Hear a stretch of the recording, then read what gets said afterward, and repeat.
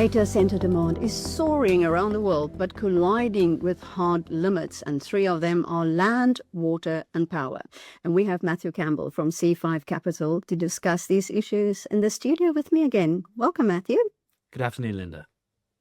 Well, you're going to highlight another one for us, but can we start off on data centers? They literally multiplying at a gold rush pace at the moment, and they imply a massive use of power, water, and land. So can we look at demand first? How big is the demand for data centers at the moment?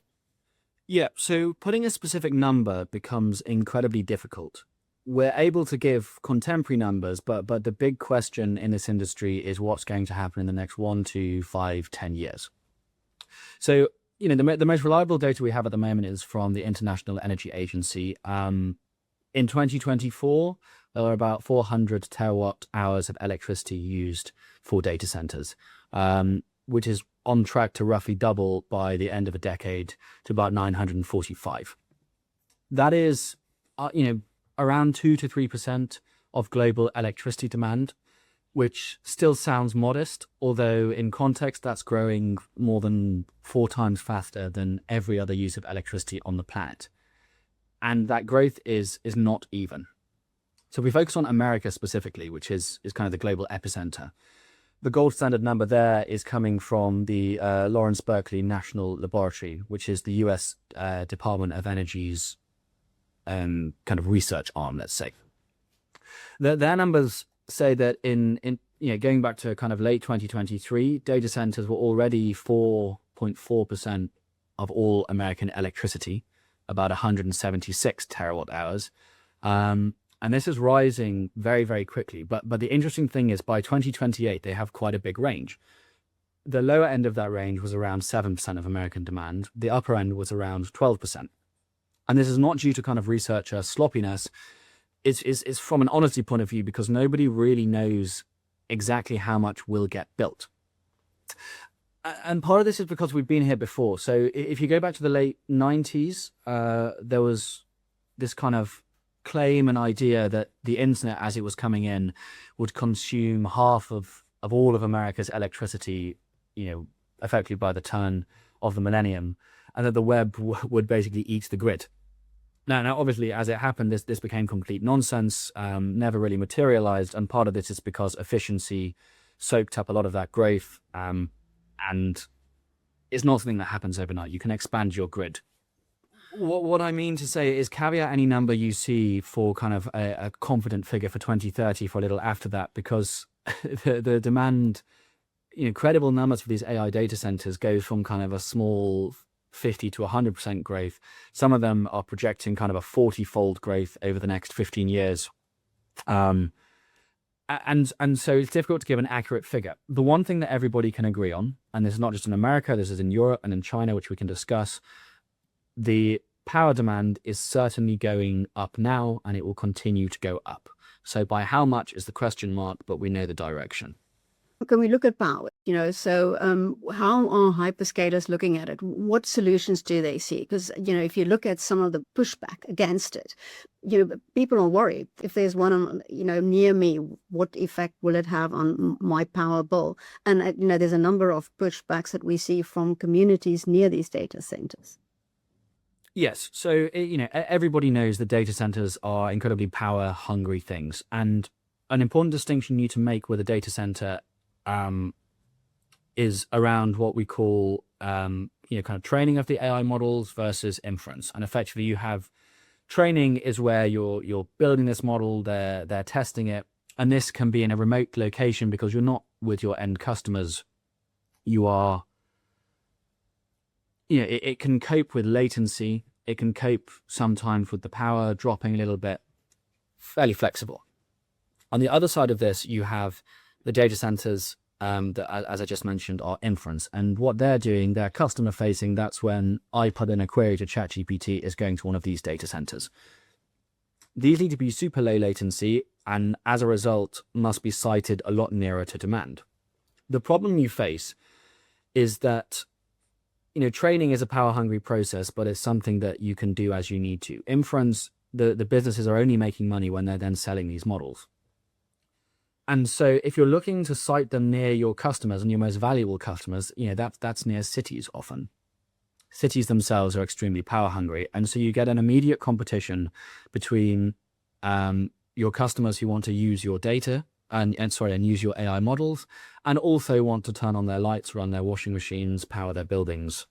These data centers, as a result, tend to cluster around, specific hubs, normally in technology and in finance.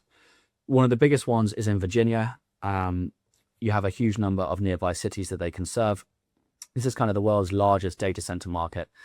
Dominion, which is running a lot of power there, has kind of 40 gigawatts of power under contract as of a couple of years ago. That's on track to more than triple. The problem is you start to overload that grid. And so the hyperscalers have to look at different solutions. Solution number one is you do what's called co-location. So let's say there's a gas power plant or there's a nuclear power plant. You simply build your data center right next to it, and you're still buying through the grid, but you typically would look to structure a long-term contract, something we might call a power purchase agreement. That's over kind of a 10, 15, 20-year period, buying directly from this data center. The problem there is that depending on the particular makeup of the power district, you can inadvertently negatively affect the consumers and the people that live there. So if you're on what's called merchant pricing, which is you're just,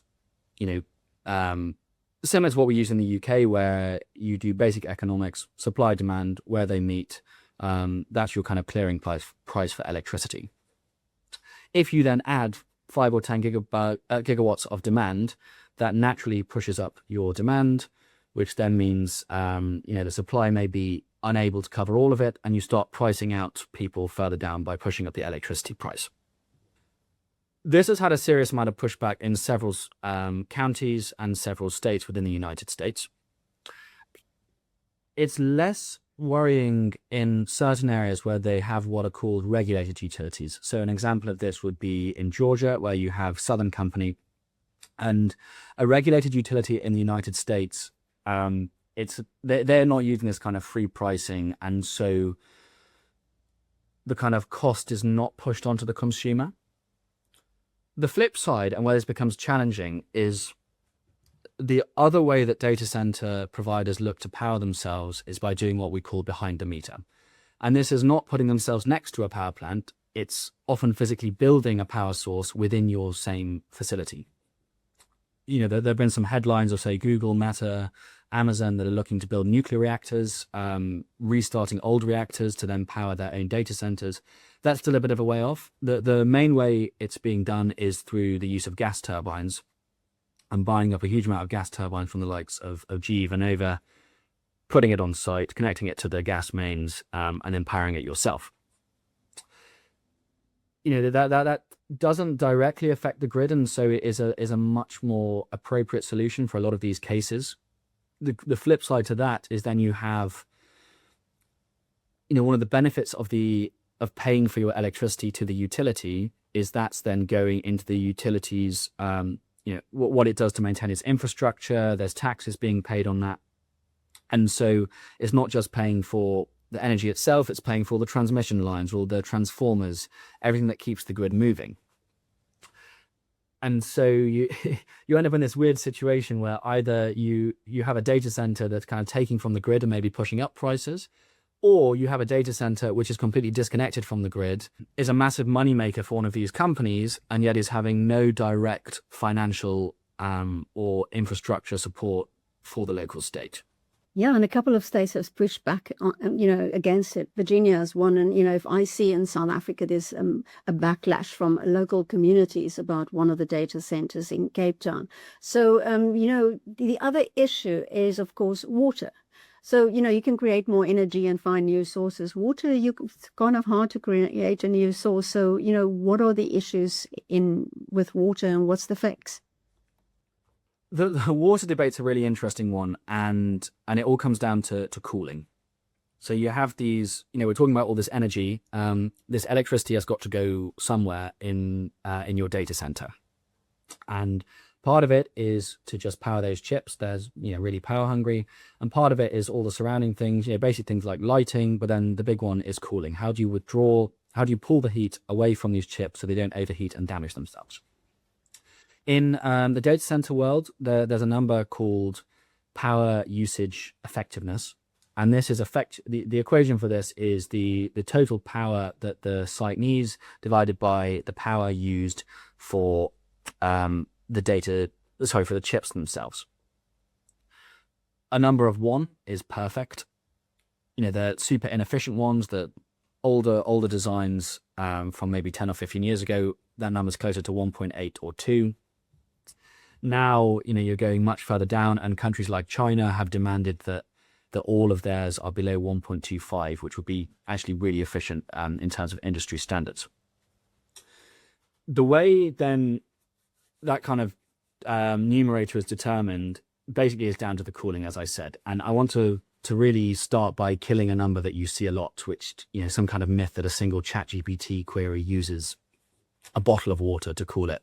And that trace is one I've heard a few times, traces back to some paper from a few years ago. Firstly, on an older model, misread a per page figure as a per query one. Not useful as a direct comparison, because a typical text query is actually using several hundred times less than that. The problem is the text queries are not really what needs cooling. It's when you're doing much more complicated tasks. It's when you get the enterprise requirements that are consuming a huge amount, and that's where the water usage is really shooting up. So a large facility that uses what's called evaporative cooling. So that's where it's maybe connected to a river and it's pulling in water. And then you have an internal loop, which is some kind of coolant or refrigerant that's pulling the heat away from the chips. And then it flows and it connects to the second loop that you pull from outside, heats that water, which evaporates, drawing away a lot of the heat energy. Typical 100 megawatt data center can be consuming in the order of 4 million liters a day, which is roughly the daily water use of a town of maybe 10,000 people. This is a lot. It's certainly the large rivers can easily cope with that when you have one data center, but that was only 100 megawatts. A lot of the ones that we see now are in the kind of multiple 100 megawatts up to a gigawatt. And this is where you start to see issues like in Virginia, where people are turning on the taps. And at first they noticed that the water pressure had dropped. And in some cases now, they're just not getting any water out of the site. The question is not how much water are these facilities using. We have enough water in the world. That's not a problem. It comes down to where you site them. If you build them in a wet, cool climate, away from other water users, nobody really notices it. But the industry, as I mentioned earlier, needs to be building right next to where the data is going to be used. And so, partly that's in Virginia, which was wet, but they built so much, it's all being used up. And then you look at places like Texas, where, again, there are tens of gigawatts planned to be built there, not only for commercial use, but for private companies. And Texas, can be a very, very arid place, and there is not a huge amount of water. And that's often why the water issue is what sends these sites and the planning applications into court versus, say, the energy or something else. So as an example, from Chile, Google's data center near Santiago was partially blocked, basically over an environmental court order over water, because the company had disclosed it would be using about 7 million liters of drinking water a day, which is in a region which is currently in a multi-decade drought.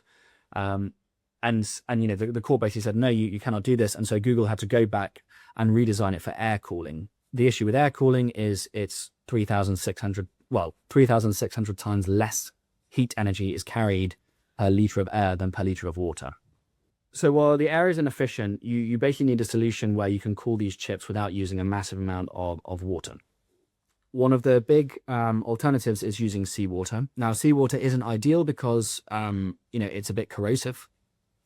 And so you need a much higher maintenance cost. You need a higher rating of your materials than just running standard, nice clean water that you or I would drink. And so another solution is actually to stop evaporating the water entirely. And you build what's called a closed loop design, with direct-to-chip liquid cooling. This is where you have the same water circulating in a sealed system rather than boiling off. Microsoft is one of those leading in this design, and effectively have zero evaporation after the first fill.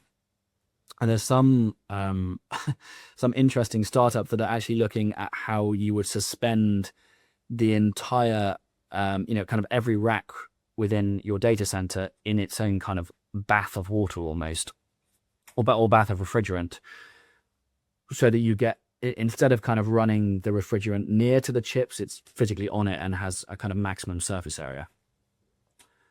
Other options are operators moving on to recycled or reclaimed grey water rather than drinking water. And so that can be from other industrial uses where it wouldn't be suitable to go back into the water supply.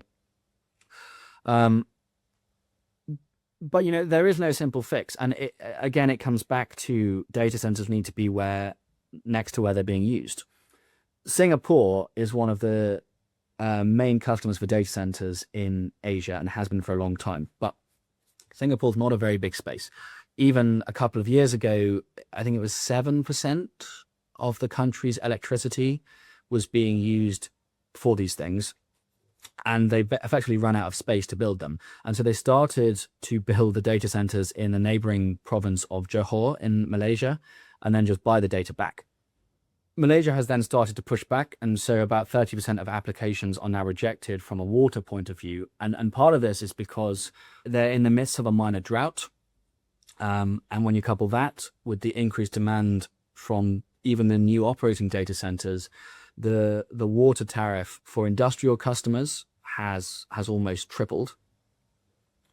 And the risk that they had if they allow all of Malaysia's, or the investors in Malaysia, to build these data centers, one study put it at up to 15 times the standard water usage of the state if all of these were put in place. And this is partly what had triggered the need to kind of say you can't be plugging into our mains anymore. They almost don't allow it now. All new plans have to have some kind of water reclamation, closed loop design, air cooling, or sea cooling. I guess the final place to look at is maybe in the Gulf. And this is where they are looking at using sea cooling, and they can partly get away with this because it does require more energy, but they have such an abundant amount of natural gas that either they're using seawater cooling or they have sufficient excess desalination plants to help supply these.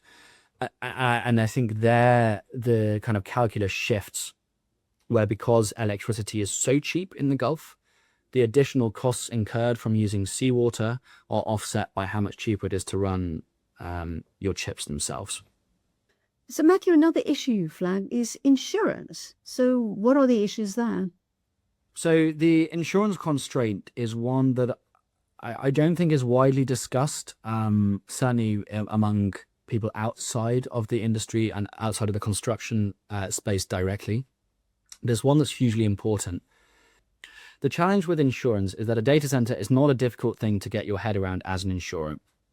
You're effectively building a warehouse, you put some chips in, you cool it, and you're selling the compute. It's a simple model, it's very profitable, great for insurance. The problem you start to get is that that's fine if you've got a 10, 50 megawatt plant. But as you're building bigger and bigger and bigger, a single flagship campus now can cost more than $20 billion, kind of all in. And so Swiss Re, which is one of the big kind of reinsurance companies, again, they're noting that construction costs alone can top that 20 billion when you go to the absolute largest ones planned. And then when you factor in the chips that go in and potentially the increasing cost of those chips down the line, which need replacing every 3 or 4 years, that number goes even higher. An insurer will very happily cover, say, 10,000 houses because 10,000 houses do not all burn down on the same night. The principle behind insurance and reinsurance is that you spread risk. But a single site worth that much, all in one place, all exposed maybe to the same fire, to the same tornado, to the same flood, is the exact opposite of a spread risk. And it's a real concentration risk of the kind the insurance industry isn't really built to absorb. There was I listened to an interview with an analyst at the ratings agency S&P Global from maybe a month ago, and just to quote her directly, you simply cannot find enough capacity for $20 billion concentrated in one location. Insurance are not designed for any level of concentration close to that. And a deeper point here is that the risk which cannot be insured doesn't vanish, maybe. It gets reflected in the ratings of the debt.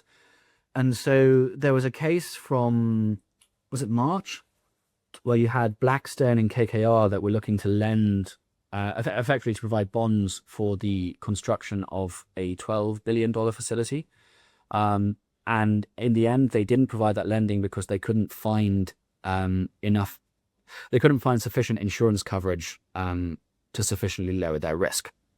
What are the solutions if, this concentrated risk that insurance companies and reinsurers have is such a problem?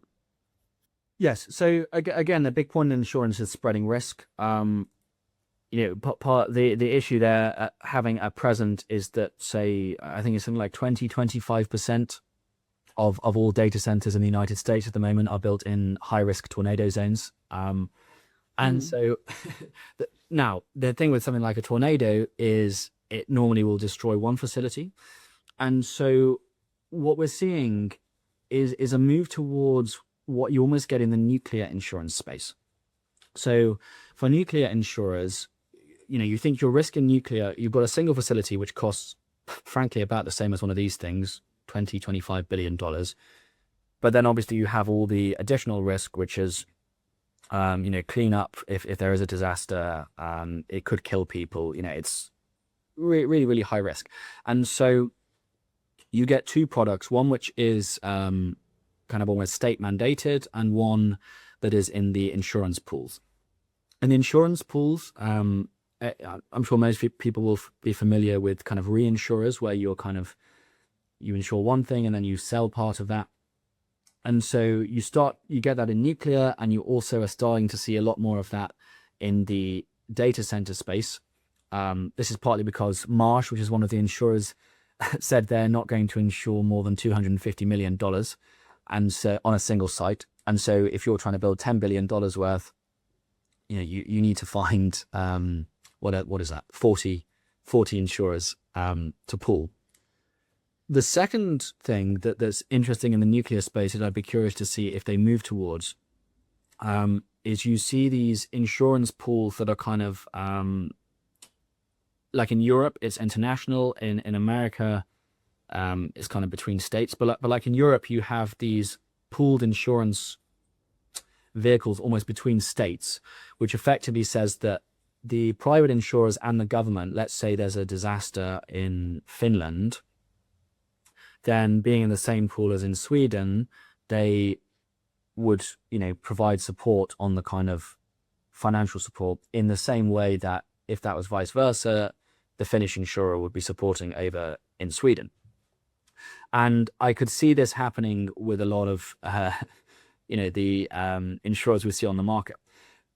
I think the bigger issue here that you haven't seen in the nuclear space is that while you don't need highly technical vehicles, the problem is how quickly it's ramping up. And so the market for Premier in the data center space, I think, is about $10 billion at the moment. For context, that's twice the aviation premiums they're racking in. And that's expected to almost double just in the next 4 or 5 years. Are these insurers really built to accept that level of underwriting risk? When a single fire can wipe out $20 billion from the insurance market, I'm not sure. But it's definitely one where we'll have to see them structure more as they do for high risk, like say nuclear or like shipping insurance, where an oil spill causes a massive disaster, versus where it's currently set up more kind of around basic construction. Well, Matthew Campbell from C5 Capital, thank you so much. Thank you very much.